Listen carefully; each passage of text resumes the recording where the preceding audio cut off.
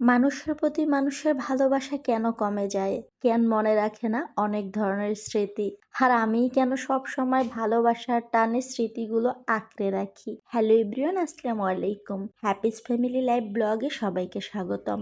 মানুষের মায়া খুব ভয়ঙ্কর। আজকে অনেক দিন যাবৎ এতটাই অসুস্থ, বিছানা থেকে উঠতে পারি না। বাহিরে আসছিলাম ডক্টর দেখানোর জন্য, বাচ্চাদের বাহির থেকে খাওয়িয়ে তারপরে নিয়ে যাব বাসায়। আর বাসায় যাওয়ার পরে একদমই মন টিকে থাকে না, আরো যেন অসুস্থতা আমাকে ঘিরে ধরে। আর বাসায় এত কাজ জমে আছে, ঘর পুরোই এলোমেলো, সবকিছু মিলিয়ে এত বেশি খারাপ যাচ্ছে। আজকে অনেক দিন ধরে কোনো ব্লগ দেওয়া হয় না। আর ঘর একদমই অন্ধকার হয়ে আছে, লাইটগুলো জ্বালিয়ে দেখতেছি যে ঘরের কি অবস্থা, ময়লা পড়ে পড়ে আছে। বারান্দার দরজাটাও খোলা হয়নি, দরজাটা খুলে দিলাম আমি এসে বাহির থেকে। একদমই ভালো লাগে না। আসলে মানুষের মায়া খুব ভয়ঙ্কর। প্রত্যেকটা আনাচে গোনাচে এত এলোমেলো, রান্নাঘর থেকে শুরু করে ড্রয়িং রুম, বিছানা, টেবিল, সোফা সবকিছু এলোমেলো। কারণ আমি ঈদের পর থেকে কোনো কাজই তেমন ভাবে করতে পারি নাই, কারণ আমি অনেক বেশি অসুস্থ।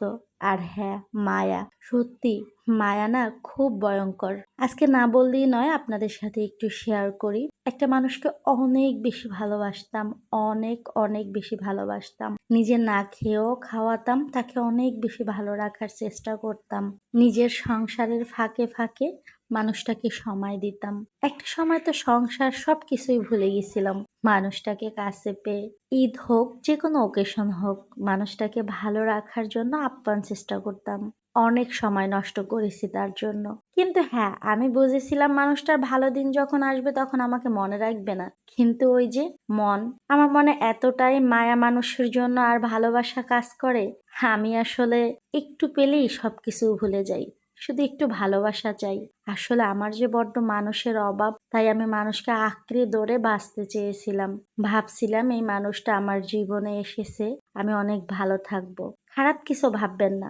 আসলে একটা মেয়েকে বোন ভাবছিলাম বোন নেই, বোনের অভাবটা তাকে দিয়ে পূর্ণ করে ফেলবো, তাই অনেক বেশি ভালোবাসছিলাম। কিন্তু আমার ভালোবাসা তাকে ছুঁতে পারেনি। ওই যে বললাম না একটা কথা, যখন ওই মানুষটার ভালো দিন আসবে তখন মনে রাখবে না। আসলে এই ধরনের মানুষ একটু আলাদা হয়, আমরা বুঝতে পারি, কিন্তু ওই যে আমাদের মন ভালো দেখে খারাপটা আমরা খুব কম আঁচ করি। সব সময় খারাপটাকেও ভালো ভেবে তারপরে আঁকড়ে ধরে বাঁচতে চাই। সত্যি কথা বলতে রক্তই হয়, নিজের রক্তের টান না আলাদা থাকে। অন্য মানুষকে যতই বোন ভাবি, যত যাই করি না কেন, সেগুলো আসলে মনে রাখে না। তবে হ্যাঁ, সব মানুষ সমান না। তবে ওই মানুষটার কাছ থেকে আমি এগুলো একদমই আশা করিনি। যেখানেই থাকুক মানুষটা ভালো থাকুক।